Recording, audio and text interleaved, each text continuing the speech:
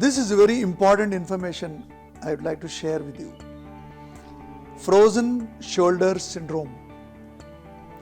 Many diabetic persons or people after injuries of shoulder or people without any problem may suffer. But some of you know that frozen shoulder. I had a frozen shoulder a couple of days ago. I went to physiotherapist. He tried to mobilize his shoulder.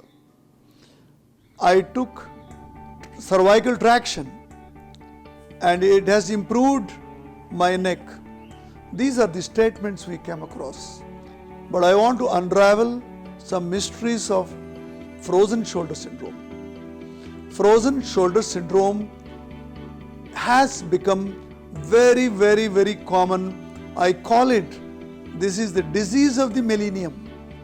Unfortunately, medical sciences have not really gone into details of frozen shoulder syndrome because we thought frozen shoulders happen in diabetic persons or after injuries, and we call them idiopathic. That means there is no reason.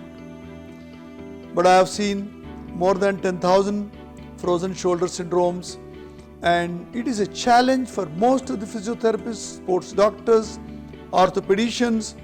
Invariably, we inject some steroids in the joints, we mobilize or we use some machines to release the tightness in the shoulders.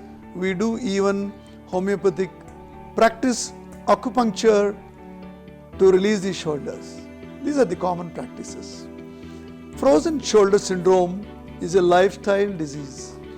If you are not exposed to sun, if you are vitamin D deficient, most of the joints may become frozen.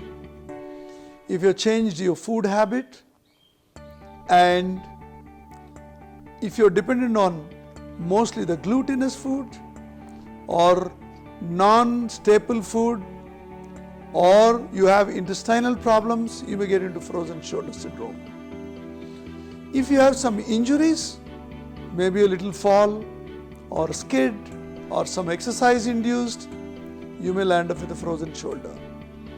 And ultimately, the people with thyroid, diabetes, obese, and many other diseases, I often encounter frozen shoulder syndromes with them.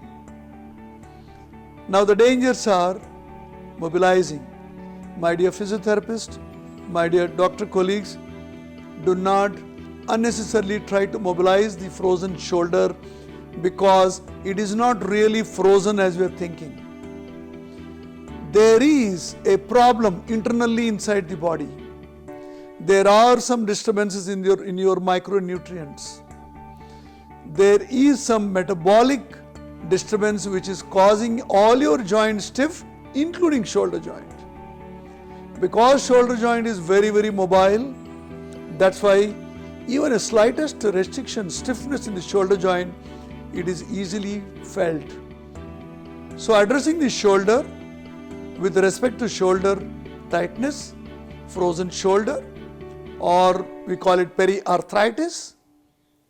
Dear friends, if you're trying to mobilize, if you're trying to do some traction exercises, if you're trying to do some unnecessary exercises for the shoulder joint, thinking exercise will benefit, and as an exercise consultant, I am telling you, it's going to cause more harm to your shoulder and more harm to neck.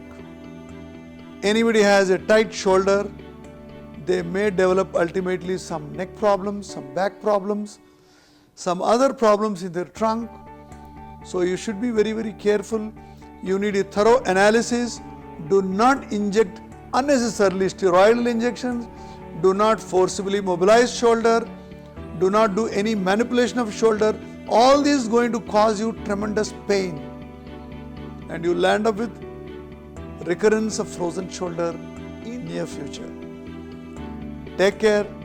Do not neglect, because it is not going to recover very soon. It's going to take a long time before you really have a very free shoulders. All the best.